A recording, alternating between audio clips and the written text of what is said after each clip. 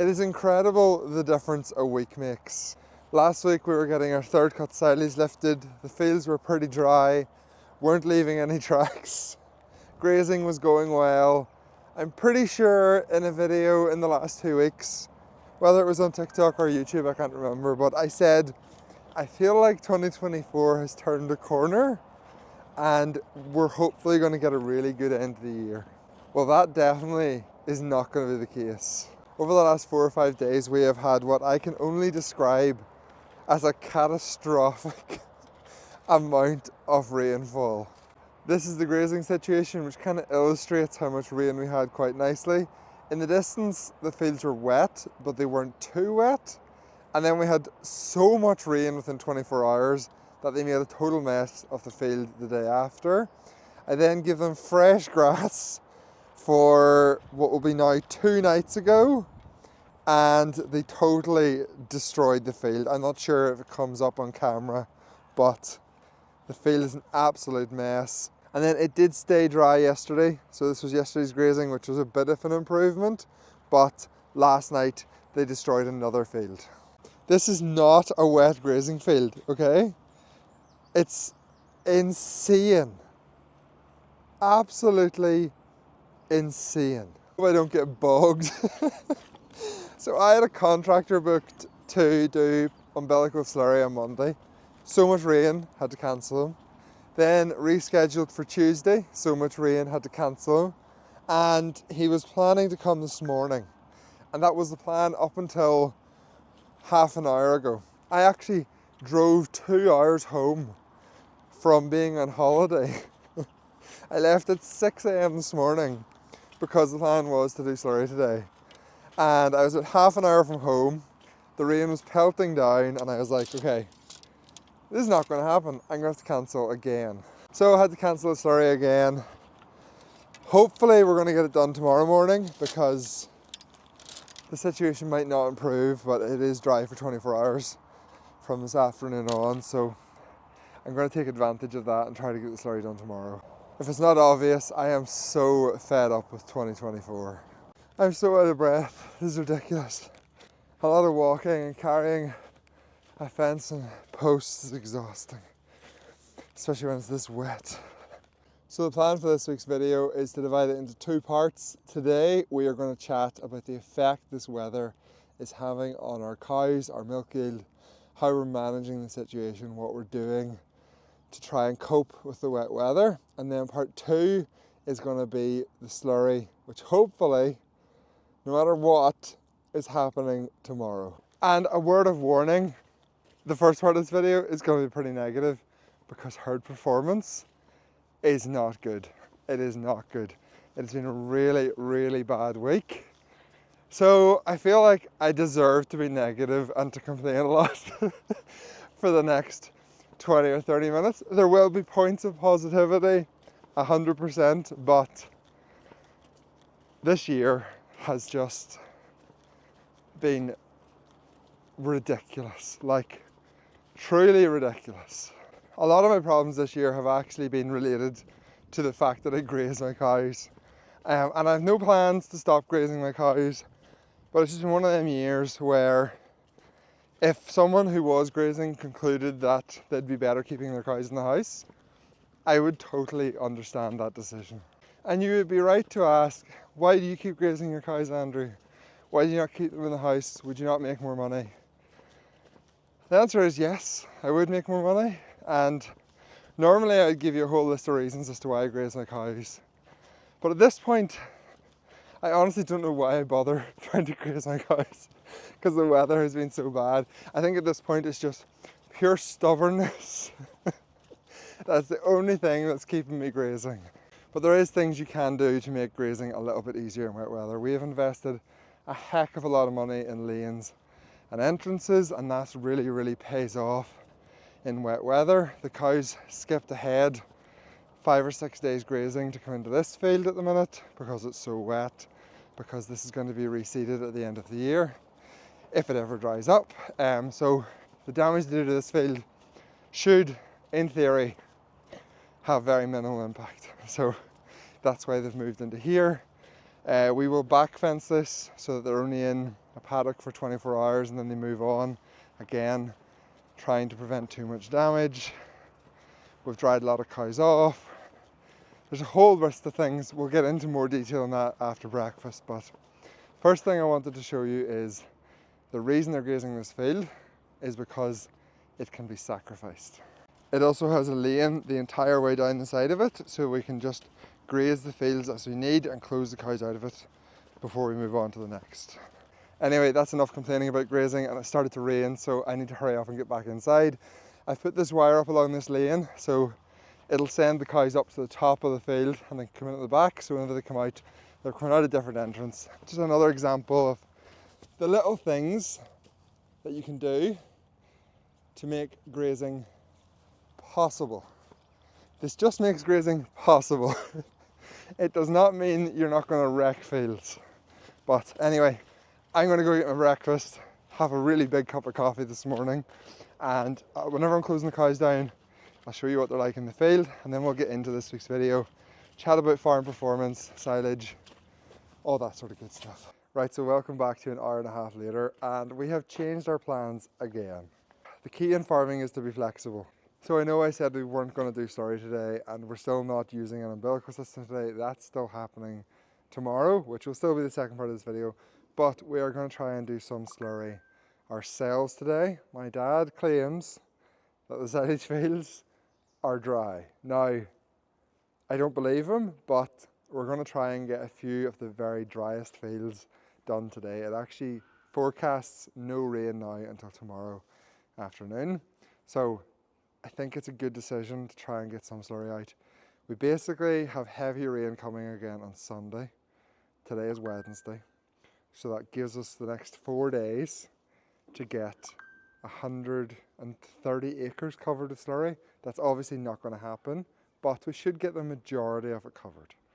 And that's what we need to do. We need to get every single tank empty now, because come September, October, when we're trying to empty the tanks before the idiotic close period, it's actually a struggle to get land that's dry enough. So we need to make sure every August that we get emptied. So that's still going to happen this week. We're doing Slurry today. I don't have to do it at the minute. I'll be doing it after dinner. But we have 2 boom Slurry tankers carting to our small 1600 gallon tanker, which is in the field spreading. So it's a fairly good system. Obviously not even close to as good as an umbilical system, but it is low ground pressure. You can get away on fairly wet ground, and I think it should be okay today. But while they're getting on with the Slurry, I will take you through our herd performance. I'll show you the numbers and then I'll explain as best I can why it's so bad this year and try and justify that it's not just my bad decision making, it has everything to do with the weather. So this morning I done a query and I got the milk yield and how much meal we fed along with how many cows we were milking for this day, the 7th of August, for the last 5 years. So we can look back and see how this year is going compared to all the previous years. And it is really, really bad. And like we were doing okay, like we were kind of managing okay up until the last week, and it has just dropped off a cliff. I will explain why, but let's look at the figures first. So in 2020, we fed just over 1 tonne of meal, and that produced 4,000 litres of milk. In 2021, we fed 1.1 tonne of meal, and we got 4,300 litres of milk. Then we take a dip in 2022, we feed 1.1 tonne of meal, but we're only getting 3,900 litres of milk. Still a decent feed rate of 0.28 and an average yield of 22.8. So sort of okay, not terrible. Then we get to 2023, we produced 3,900 litres of milk per day from 1.25 tonnes of meal. A decent average daily yield of 23.7. And we were sort of performing fairly similar to 2023 up until the last week. So yesterday, 2024, we produced 3,500 litres of milk, the lowest amount of milk we have produced in the last 5 years, probably the last 10 years at this point in August. We fed 1.25 tonnes of meal, which is the most meal we have ever fed at this point in August, which gave us an average yield per cow of 21.5 litres. In 2021, that figure was 26 litres, and this year it's 21.5. And up until 2 weeks ago, we were producing 25 litres a cow. That is a very, very significant drop in milk yield. And it's actually even worse than them figures look. Last year, our calving pattern slipped, which means that we are on a lower days in milk than previous years, so therefore you would expect a higher milk yield. And we also made a decision to dry cows off early this year to try and conserve grass, which again will have lowered our average days in milk and again lead you to expect a higher than average milk yield. Whereas what we actually have is a much lower average. The financial implications of everything I've just said are very significant. Just comparing ourselves to last year, which wasn't anything particularly special, it was just kind of average, we're 400 litres a day down for the same amount of meal fed, which is £156 less profit a day, or £1,000 less a week. So in the month of August, when I get my milk check, I'm going to be £4,000 worse off just because of the drop in milk yield over the last week. So what has caused that drop in milk yield? Well, it's 50% to do with the weather and 50% to do with my decisions. And I'm not saying my decisions were bad, despite the catastrophic drop in milk yield. I will explain. So the weather is to blame for our drop in milk yield in two main ways. Number one, there has been so much rainfall that the dry matter of the grass has plummeted. Our cows are realistically probably trying to eat grass, which is under 10% dry matter for the last few days. And that has a really big impact on just how much grass the cows can physically eat, and therefore how much energy the cows can physically get into their system to produce milk. And that low dry matter grazed grass is definitely in large part responsible for the reduction we have seen in milk yield. That's one of the main reasons why consistent wet weather is so bad for grazing cows. But the second way the wet weather has really impacted our milk yield is that we have been having to keep our cows in at night instead of putting them out at night. And normally it's not that big of a deal if we have to keep our cows in at night. Sometimes they will even milk better when they're in at night if the grass in the field is low dry matter. However, we made a decision last week when we put in our third cut that we would feed late first cut from an out farm to the dairy cows, which I think was a mistake. After the silage last week, ground conditions were great, the weather was good, there was sun in the sky, I had really good growth, we had tons of grass on our grazing platform, and the plan was that we would be able to graze day and night for the next at least 2 weeks. And that meant that that bad quality late first cut was only going to be used to buffer feed, so have a minimal impact on milk yield, and then also be fed to the heifers and beef animals, which aren't as reliant on really good quality silage.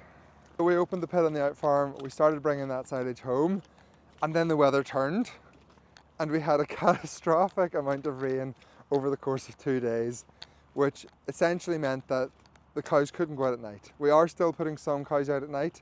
If there's extra grass on a field, I'll try and get it grazed down a little bit better, but we need to keep the cows in at night. 2 reasons. One, it's really wet, they're doing damage.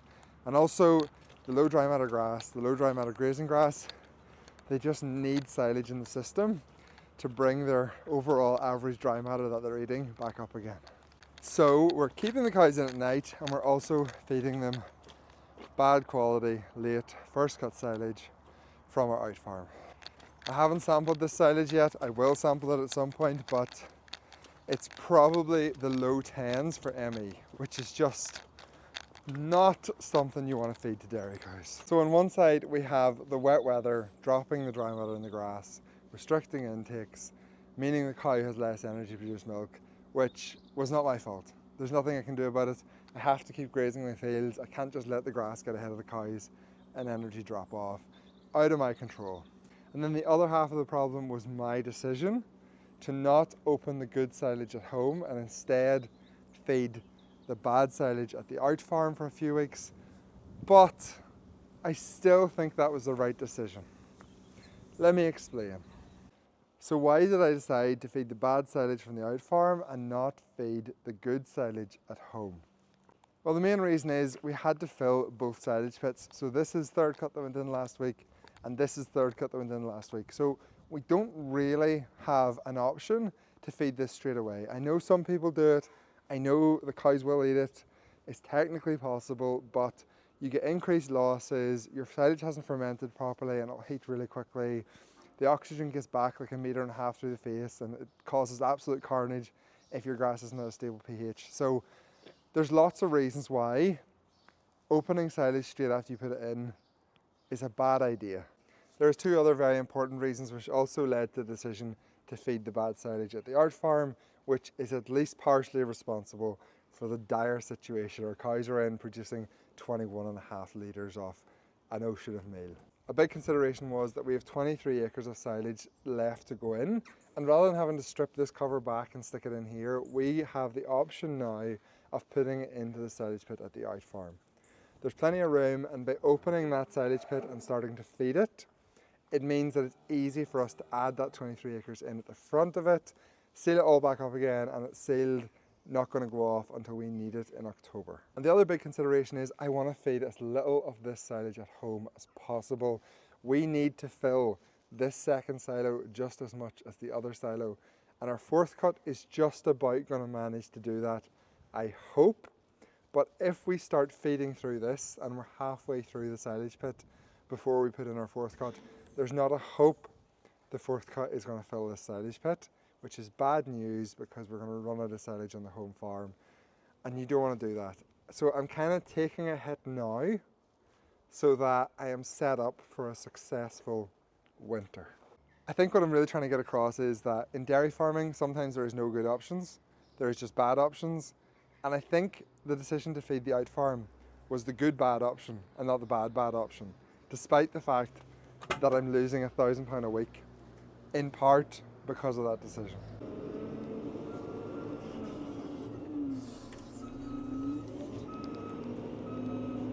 Right, that's probably enough of me chatting for chapter 1 of this video. Chapter 2 will be tomorrow morning when we're doing slurry. We'll have 4 tankers, an umbilical system, a nurse tank, and we will see what the regrowth is like on the silage fields then. I'll catch up with you tomorrow morning. Oh, and just before I go, it's raining again and the cows are miserable standing in a hedge. Fantastic. Oh, and one more thing, apparently the fields are dry. Chatted to the guys who are carting the slurry to my dad, and they said he's not leaving a mark, he's getting away fine. Wouldn't even know it's rained, which I have no explanation for, but I'm going to take it and I'm very happy about it. So we'll definitely be getting on with the umbilical system tomorrow, and hopefully we'll do no damage, which would be amazing. So welcome back to day 2. We are currently doing slurry. Calvin and David are running the Puma and the 8S, both carting to a nurse tank. I'm going to be doing that later on today, but first of all I have a few jobs to finish up around the farm. The first of which is going to the out farm to get a load of silage to give to our cows this evening. And I figured, since I talked so much about this bad silage yesterday, I will bring you with me today, show you the silage pit, show you what the silage looks like coming out of the silage pit, and give you a really quick explanation of why it's such bad quality and what we could have done to make sure that it's better quality. And then we'll get to the slurry. Uh-oh, don't go. It's a bit of a queue to fill the tank. So this is our out farm. This is where we keep in-calf heifers and also quite a lot of dry cows over winter. It's pretty old, built in like the 1970s and 1980s. My goal is to bring this home to the home farm. It's a real pain in the butt, especially having cows which are in calf over here on an out farm. It's really dumb. So this is the silage. This is what I was chatting about. If we feed some of this, we have all of this space to stick in the extra 23, 24 acres. You don't have to take off covers and reseal it. It's like just handier if we feed this stuff now, just drop something, and we keep the silage at home sealed and allow it to ferment. It's really, really dry, but it's preserved really, really well, in large part thanks to the oxygen barrier, Really, this Silage Stop Orange is such a good product. Probably don't use the Max, to be honest. That is definitely better. You can see there's very little waste at the sides as well. Now, this stuff wasn't compacted. We don't use the compactor over here. The reason we don't use the compactor is these are block built walls, and I'm pretty sure it would just burst them, but we do have a second tractor rolling the entire time. So it's not that it's not dense, it's just not compacted. And to give you an idea of the difference, on some of my videos, I've tried to stick my fingers into our silage at home. It literally, you cannot put your fingers into it. But if I do it in this silage, it's pretty easy to stick your fingers into it. Yes, it's dry, but that's the difference between using a compactor and just using a tractor to roll. It doesn't get anywhere near the same density. So whilst this silage looks really good and it smells amazing, I could smell it from the second I started walking in here, and a lot of farmers would take that as that's good silage, but it's actually not. This out farm has never been reseeded, so factor number one is that it's in really old lay, a lot of weed species of grass, which does mean it dries down really quick. That's why this silage is always dry, but it just fundamentally can't produce the energy that a new fresh reseed would be able to. And another factor, which is why this is always worse silage, is that it's always cut later than all the rest of the grass. And again, that's related to the fact that this farm has never been reseeded. It's in bad need of draining, bad need of reseeding, but it's a 30-acre block, and it would take 30 or 40 grand to get all that done. So it's one of them jobs that I just constantly put off. It was meant to be done this year, the draining was meant to be done, but the weather's been so bad, there's not a hope of that actually happening. So because it's not drained, because it's not reseeded, it's late getting fertilizer, late getting slurry, late getting cut, which makes bad silage. Probably need to move this cover back a bit today actually. This was really not well sealed either, as you can see, but the oxygen barrier lets us get away with it. Someone has left a tire under the cover. Ah, idiots. I think that should be enough. See the difference in colour between the bit that has been open to the air for 3 days and the bit that's just been under the oxygen barrier. Okay, my dad's here. I better fill this trailer. And yes, I will do a much better job of cutting this silage out than the last person who done this, and the face will be much neater than when I found it. I also have one more bit of news. Our milk yield is up half a litre a cow today because it did stop raining at lunchtime yesterday. So the grass dry matter will have improved slightly, and that will have already started to make a difference to milk yield. I am fully expecting milk yield to be back up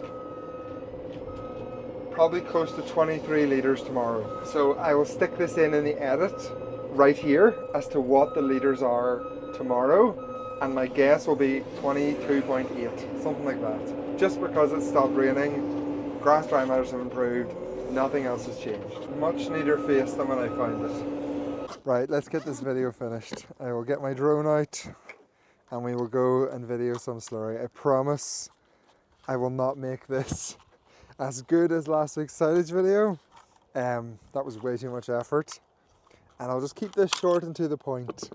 But I do want to show you the regrowth as well before I take this thing off, because it is incredible. That's 9 days regrowth. 9 days. It's crazy. It's got fertilizer, it got urea, and it also got potassium in the form of muriate of potash on Friday. So that was 5 or 6 days ago, and it'll be slurried now this afternoon, and that will be all the nutrients applied for fourth cut silage. And then the plan will be to cut this at some point in September. Hopefully, if ground conditions are dry, the weather's decent, we're going to leave it to the end of September to try to maximize how much silage we have. But from any point at the start of September on, we could cut it if we needed to. So if we had a dry week at the start of September, I'd probably try and get it off, even if it was a lighter crop, because once you get towards the end of the year, end of September, there's just no drying power in the sun. Even if you get a good few days, it doesn't dry up. it's very risky leaving silage that late in the year.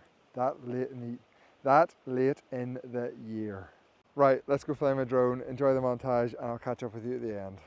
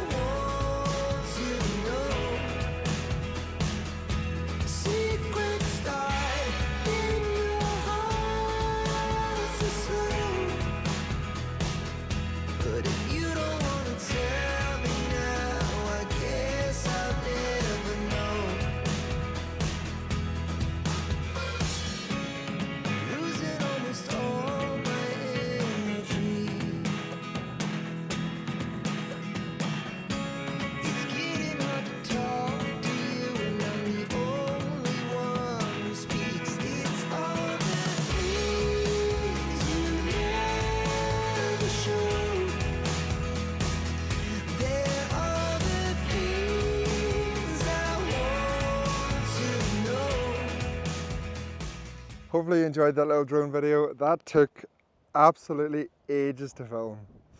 Okay, I better catch the drone before it's out of battery and then I'll record my outro. Now I am trying to do this under a tree, so this could end really badly. However, I am an exceptionally good pilot, so I am confident. Now the controls are also backwards. Let's turn this round and then I can reverse it in. Ah, easy. Either these drones are really easy to fly or I'm actually really good at it. I'm not really sure what it is. Don't run away from me. Don't run away from me. Got it. What a pro. That's going to do it for this week. Thank you all for watching. Please do like the video, subscribe if you haven't. It really, really helps and I really, really appreciate it. And if you have any compliments, criticisms, suggestions, jokes, whatever, stick them down in the comments section. Thank you all for watching and I will see you on Wednesday for more farm theory news and back next week with another longer talking, farming, whatever I'm doing video. See you next week. That was a terrible outro. Look, I'll see you next week. Thanks for watching.